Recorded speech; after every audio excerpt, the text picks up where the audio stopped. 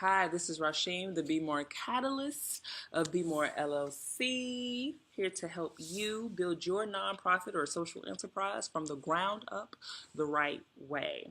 So, this is part two of my fundraising or friend raising, if you watch the first video series, and it is the secrets to successful fundraising campaigns.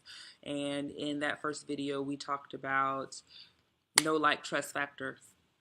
We talked about fundraising and friend raising. And I really just want to go a little bit deeper on that aspect and get into donor relationships. So I can't get as deep as I would like. I would so love to have the amount of time to just go really, really deep with that. But donor relationships. So key components of donor relationships are that they are mutually beneficial, right? They are reciprocal in nature. So they're not just giving you money, you're giving them something. Depending upon the donor type, you're giving them what they want. They typically all want information. Some want information and acknowledgement. Some want information, acknowledgement, and to be the first to know. Some are data wonks. So if you could be the first to let them know about things and that sort of thing. And I won't go too deep on that. I also want to let you know that if your organization does not have within it, if it doesn't have a person that focuses on relationships, it is missing a key component. In the first video, I mentioned how those relationships, how donor relationships or how friend raising is extremely important. In the for-profit world, you might call this customer relationship manager, right? So with this, with organizations, you want to have sort of a customer relations manager. And who your customer is in a nonprofit is slightly more complex than it is in a for-profit. Oh my gosh, I wish I could just like go deep on that and just like talk about that all day. But here's how I'm breaking down for you. Your marketing, right? So in a for-profit entity, your marketing is targeted toward consumers. It's targeted toward the people who are going to give you money. That's typically how people do marketing. They market so to attract the people who are going to give them money for whatever it is. McDonald's, or I keep saying McDonald's, I must be hungry. Starbucks or what have you. They market to their ideal client, right? With nonprofit entities, our marketing is strongly geared toward our donors. So our participants are our participants.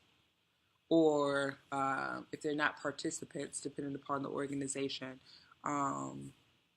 those people that we serve, and I even hesitate to say people because there are some animal organizations or environmental organizations or what have you. So some of those don't have voices, right? So if the people, the entity, the being that you serve does not have a voice, if you are a dolphin foundation, if you're an environmental foundation, if you are a pet foundation, who you're serving or the work that you're trying to do doesn't necessarily have a purse or a pocketbook. However, the donors, that is who you are marketing to. Okay, so one thing that the main points of this training that I want to emphasize are having a relationship manager, and that relationship manager understanding who they are targeting or who are they want to be in alignment with to approach. So that's going to be that marketing message is going to look different than it would in a for-profit entity. And there's all type of marketing. I don't have 3 days to get into all of it, but there's all types of marketing. And one of the two most important types of marketing in nonprofit arena, not the only, but two that I think are the most important are awareness raising and education. And they seem like they're the same thing, but not quite the same thing. So awareness raising is if I had a battered women's shelter, I want to raise awareness about the issue that is in my area or whatever population that I'm serving around battered women, right? I want to let everyone know the level and degree to which this is a problem. So I may share statistics. I may share things around that. I may share research studies or a testimonial. So that's raising awareness marketing. Then there's also education marketing. Now, education marketing spans the gambit. One of the things with education marketing is there's parts of it that raises awareness, but there's parts of it that really just educates. So parts of it just introduces, sometimes it's just introducing a new term, introducing a new idea or concept.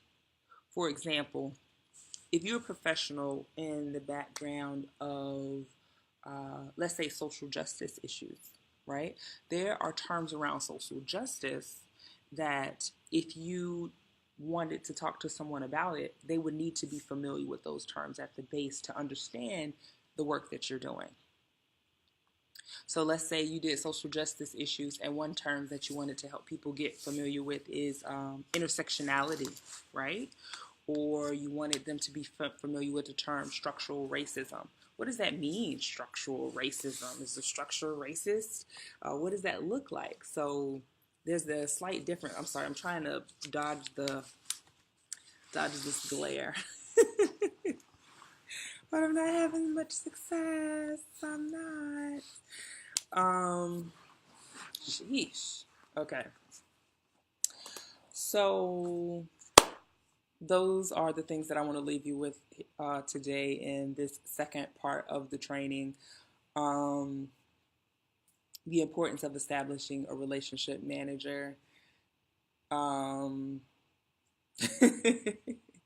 As well as that relationship manager knowing their job, knowing who their target is, knowing who it is that they want to be aligned with, and knowing how to market, knowing the difference between education, marketing, and raising awareness, and why those two are the most important, why they are important.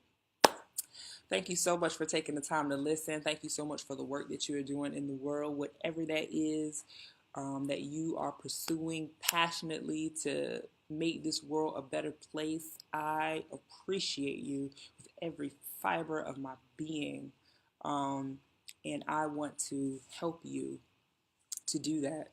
If you want to learn more, please visit us at www.bmorellc.com. You can follow us on Twitter at More LLC. You can find us on Facebook at, guess what? More LLC. All right. Thank you so much again for listening in to part 2 of the key successful components of fundraising. So until next time, continue to be more.